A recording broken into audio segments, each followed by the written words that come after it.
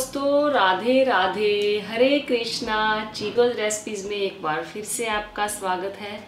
तो जैसा कि मैंने आप लोगों को बताया ही था कि जो आपके हेल्थ से रिलेटेड इतने क्वेश्चन हैं कि वो मैं दूसरी वीडियोस में नहीं बता सकती थी, क्योंकि क्वेश्चन काफ़ी थे आप लोगों के। तो मैंने सोचा क्यों ना एक आपके लिए एक वीडियो बना दी जाए क्वेश्चन आंसर की, जिसमें आपके हेल्थ से रिलेटेड सारे सवालों के जवाब होंगे। तो आज वही वीडियो आप लोगों को मिल रही है।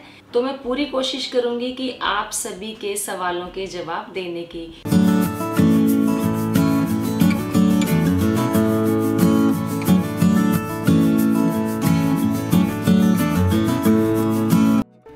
सब्सक्राइब करें चीको रेसिपीज़ को और बेल आइकन को टैप करें मेरी हर वीडियो सबसे पहले देखने के लिए। तो पहला सवाल ले लेते हैं। पहला सवाल है रजनी छाबड़ा का कि why you did not add salt. तो मैंने जो सलाद में नमक नहीं डाला उसके लिए उन्होंने पूछा है। तो आपको मैं ये बता दूं कि जो नमक है वो हमें पूरे दिन में 6 ग्राम से भी कम नमक खाना चाहिए, यानी कि एक जो चम्मच होता है उससे भी कम नमक हमें पूरे दिन में खाना चाहिए। और एक्स्ट्रा सॉल्ट हमें नहीं खाना चाहिए, जैसे कि सलाद में, दही में और आटे में नमक कभी भी नहीं डालना चाहिए, क्योंकि वो एक्स्ट्रा में आ जाता है। तो अगर आपको जो बीपी की प्रॉब्लम है, जैसे हाई बीपी है, उनको तो नमक वैसे भी कम ही खाना चाहिए। और अगर आपको बीपी लो रहता है तो आप नमक थोड़ा ज़्यादा ले सकते हैं। तो ये कारण है कि जो सलाद में नमक नहीं डाला था। फिर क्वेश्चन है संध्या शंकर का कि डिटॉक्स वाटर के लिए कांच के बर्तन के अलावा किसी और का नहीं ले सकते। तो जी नहीं, कांच का बर्तन ही होना चाहिए, क्योंकि अगर पीतल का लेंगे उसके अंदर हम नींबू भी डालेंगे तो जो उसके अंदर जो है कसैलापन आएगा।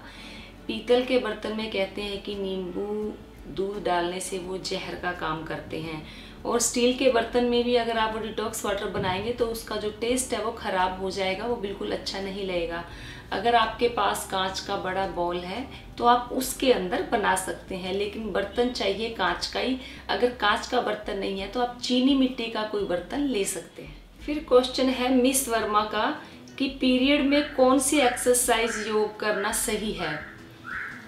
तो देखिए, पीरियड में हल्की फुल्की एक्सरसाइज करना सही रहता है, वो भी जब आपके कोई पीरियड्स के दौरान, जैसे आपको हैवी ब्लीडिंग नहीं है, या आपके कमर में दर्द नहीं है, या पेट में दर्द नहीं है, या गर्दन में अकड़न नहीं है, तो आप हल्की फुल्की एक्सरसाइज कर सकते हैं। वैसे बोला जाता है कि 2-3 दिन एक्सरसाइज नहीं करनी चाहिए, लेकिन फिर भी आप प्राणायाम कर सकते हैं। आप भ्रामरी प्राणायाम कर सकते हैं, मैंने वीडियो बनाई है, आप जाकर देख सकते हैं।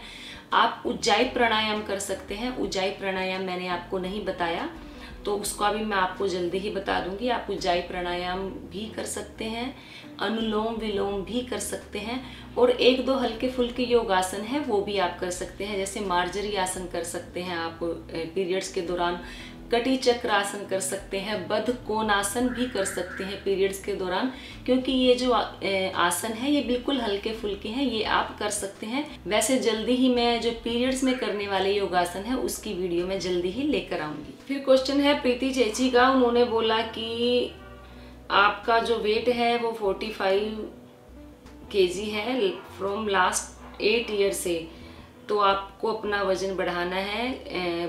बहुत सी रेमेडीज लिया आपने, लेकिन आपका जो वजन है वो बढ़ा नहीं है, क्योंकि आपकी हाइट के अकॉर्डिंग आपका वजन कम है। तो देखिए, आपकी हाइट कितनी है अभी ये नहीं पता, तो या तो आप अपनी हाइट भी लिखते तो थोड़ा पता चल जाता है कि आपकी हाइट कितनी है और उसके अकॉर्डिंग कितना वेट होना चाहिए।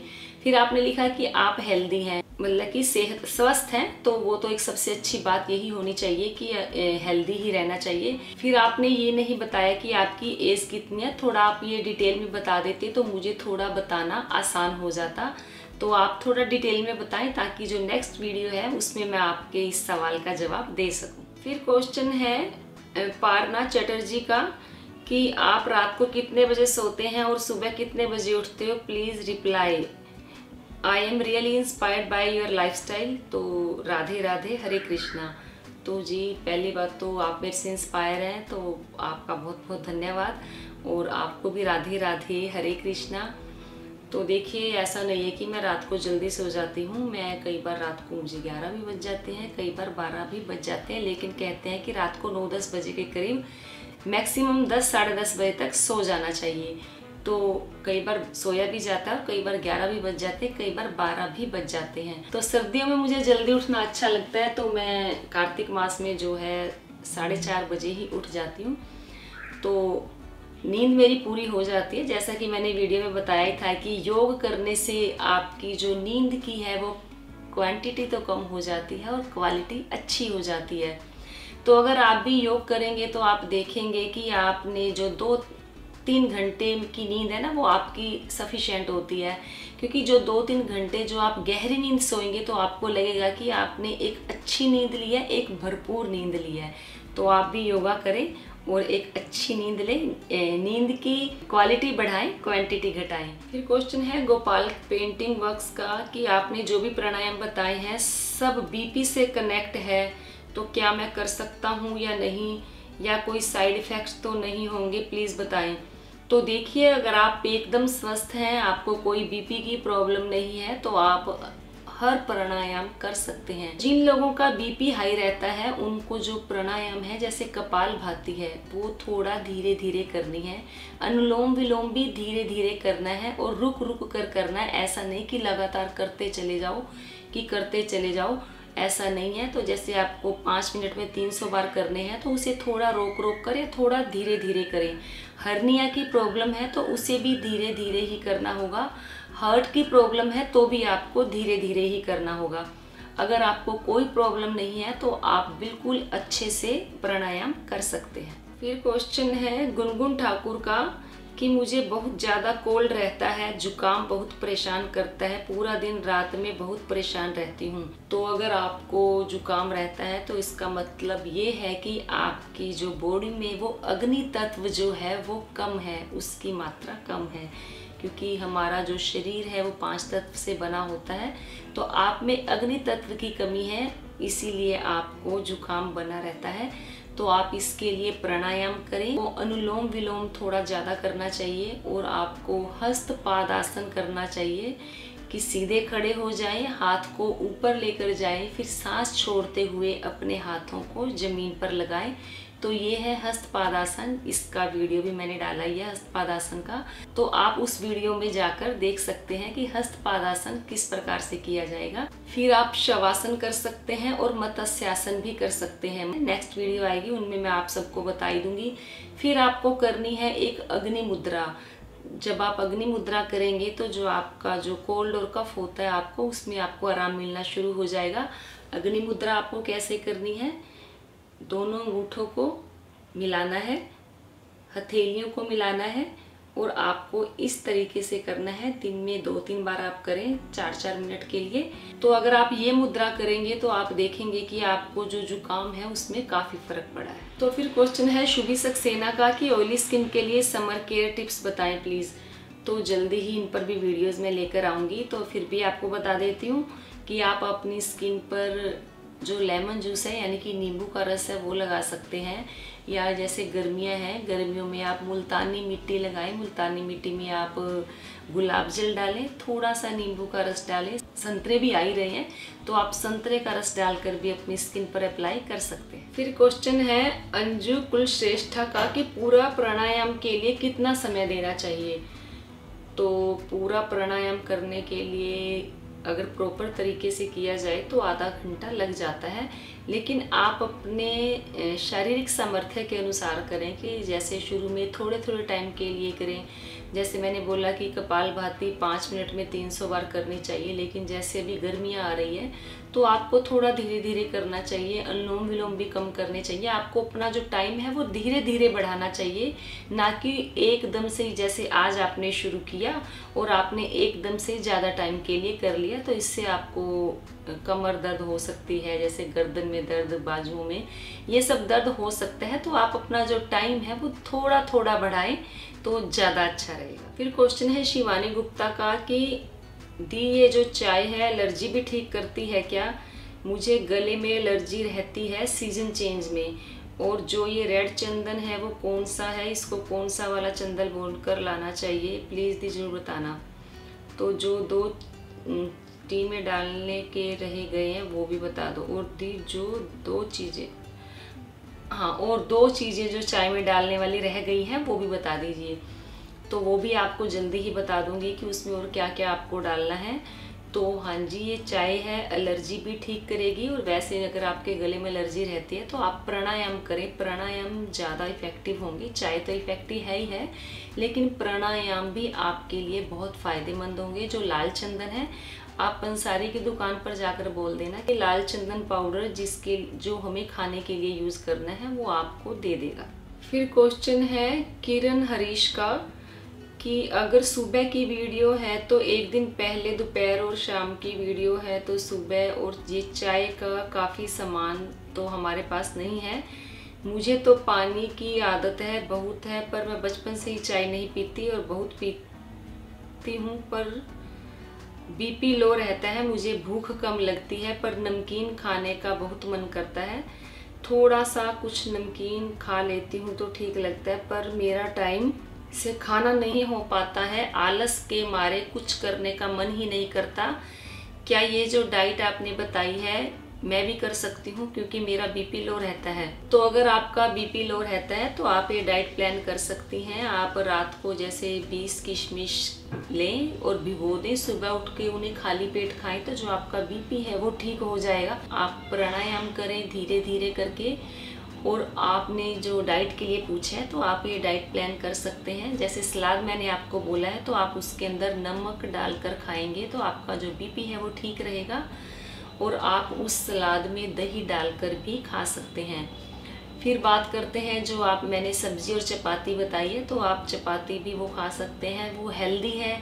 और जो मैंने सब्जी बताई है तो आप सब्जी में थोड़ा सा घी में तड़का लगा सकते हैं। फिर क्वेश्चन है गोपाल पेंटिंग वर्क्स का कि ये चाय लॉकडाउन तक या बाद में भी पी सकते हैं। हमें तो वैसे ही गर्मी है, दवा के कारण तो क्या कोई प्रॉब्लम तो नहीं होगी? तो जी बिल्कुल प्रॉब्लम नहीं होगी आपको ये चाय पीने में, क्योंकि जो मुलेठी डाली है वो भी ठंडी होती है, जो सौंफ होती है उसकी तासीर भी ठंडी होती है, और जो हमने छोटी इलायची डाली है उसकी तासीर भी ठंडी होती है। तो अगर आप ये चाय पिएंगे तो आपको फ़ायदा ही होगा, इस चाय का कोई नुकसान नहीं है। आप इसको लॉकडाउन के बाद भी पी सकते हैं, क्योंकि आप, मेरा मेन कहना यही है कि आप जो दूसरी चाय पीते हैं उसे छोड़ना है, क्योंकि ये चाय आपकी सेहत के लिए फ़ायदेमंद है। क्योंकि अभी 1-2 चीज़ें जो मुझे नहीं मिली है वो भी मैं इसके अंदर डालूंगी, जैसे अर्जुन की छाल हो गई, नागर मोथ हो गई, और ये 1-2 चीज़ें हैं वो इसके अंदर जब और डल जाएंगी तो ये चाय और भी ज़्यादा फ़ायदेमंद हो जाएगी। फिर क्वेश्चन है सुमन कुशवाहा का कि उन्होंने पूछा कि मैम मेकअप के ऊपर कोई वीडियो बनाइए। तो देखिए, मैं मेकअप के ऊपर वीडियो नहीं बना सकती हूँ, क्योंकि मैं मेकअप नहीं करती हूँ, मुझे करना नहीं आता है। जब मैं किसी फंक्शन में जाती हूँ तो हल्का फुल्का मेकअप कर लेती हूँ, अदरवाइज़ मैं मुंह पर कुछ भी नहीं लगाती। तो मैं काजल लगाती हूँ, मुझे काजल लगाने का शौक़ है। लिपस्टिक लगा लेती हूँ, वो भी मुझे थोड़े हल्के कलर भी पसंद है। पिंक कलर मुझे सबसे ज़्यादा अच्छा लगता है, तो मैं लिपस्टिक लगा लेती हूँ। और फेस पर मैं अपने सनस्क्रीन लोशन ही लगाती हूँ, वो भी सर्दियों में। गर्मियों में मुझे वो भी नहीं सूट करता, क्योंकि मुझे स्वेटिंग बहुत होती है। तो अब मैं वीडियो बना रही हूँ तो भी मुझे इतना पसीना आया हुआ है कि मैं बता नहीं सकती। तो मुझे लगता है कि जो मेकअप है वो मेरे लिए नहीं बना है, और ना ही मुझे मेकअप करना आता है। फिर क्वेश्चन है मंजू सिंह का कि धनिए का पानी कब पीना है, मतलब नाश्ते के बाद या पहले या खाली पेट? तो जो धनिए का पानी आपको पीना है वो आप खाली पेट ही पिए तो आपको ज़्यादा फ़ायदा होगा। अभी 1-2 जो ड्रिंक्स है मैं आपके लिए और भी लेकर आऊँगी, जैसे गर्मियाँ आ रही हैं तो उसके लिए आप क्या बनाकर पिए, उससे भी आप लोग को फ़ायदा होगा। तो आप ये जो धनिया का पानी है खाली पेट ही पिए। अगर खाली पेट कभी किसी दिन नहीं भी पी पाए तो आप इसको नाश्ते के बाद भी पी सकते हैं। फिर क्वेश्चन है हीना रावल का कि ये लाल चंदन क्या होता है, ये खाने का अलग से आता है?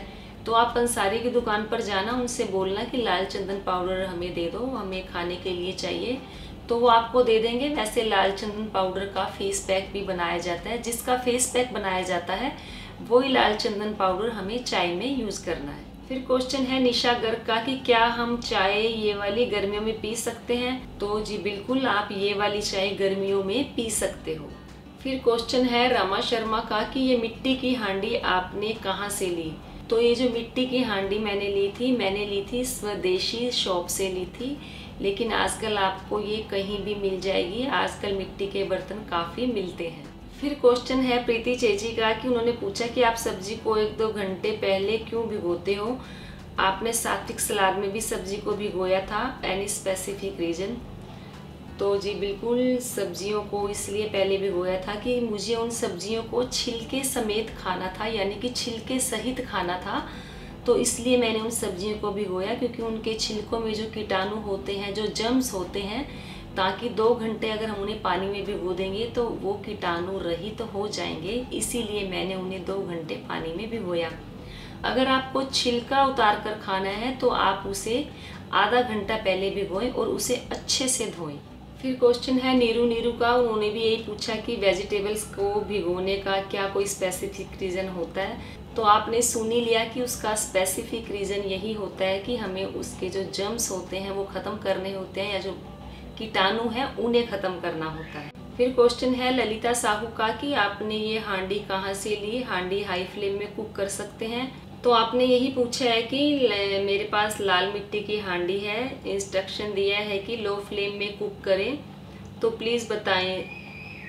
तो ये जो मैंने मिट्टी की हांडी जो मेरे पास है वो मैंने स्वदेशी शॉप से ली थी। तो आपके पास अगर लाल मिट्टी की हांडी है तो आप उसमें बनाएं। तो ऐसा नहीं है कि उसे ज़्यादा हाई फ्लेम पर नहीं रखना। जब आप खाली हांडी को आग पर रखेंगे तो आपको ज़्यादा तेज़ आंच नहीं करनी है। जब सब्जी आप उसके अंदर डाल देंगे उसके बाद कुछ देर के लिए हाई फ्लेम पर आप सब्जी को बना सकते हैं। वैसे तो लो फ्लेम पे अगर इसमें सब्जी बनाते हैं तो जो वो सब्जी है वो जल्दी बनती है। फिर क्वेश्चन है गोपाल पेंटिंग वर्क्स का कि मिट्टी की हांडी ना हो तो क्या करें? किसी और बर्तन में बना सकते हैं क्या? तो जी बिल्कुल बना सकते हैं। मैंने वीडियो में भी आपको बोला है कि अगर मिट्टी की हांडी आपके पास नहीं है तो आप किसी और बर्तन में भी बना सकते हैं। आप कुकर में बना सकते हैं। कुकर में आप 1 सीटी लगवाएं, जो आपकी सब्ज़ी है वो बनकर तैयार हो जाएगी। मसाला तो आपको बाद में डालना ही डालना है, आपको तो सिर्फ सब्ज़ी को पकाना है। कढ़ाई में भी बना सकते हैं, लेकिन कोशिश करें कि एल्युमिनियम के बर्तन धीरे धीरे कम करते जाएं। आप स्टील के बर्तन में भी बना सकते हैं। तो ये थे आप सभी के हेल्थ से रिलेटेड सवालों के जवाब, जिन्हें मैंने देने की पूरी कोशिश की। तो उम्मीद करती हूँ आपको आज की ये वीडियो जरूर पसंद आई होगी। तो वीडियो को लाइक करें, शेयर करें, मेरे चैनल को सब्सक्राइब भी करें और मुझे बताते रहें कि आगे मुझे और कौन कौन सी वीडियो बनानी है आपके लिए। तो आज के लिए इतना ही, फिर मिलते हैं। धन्यवाद। हरे कृष्णा।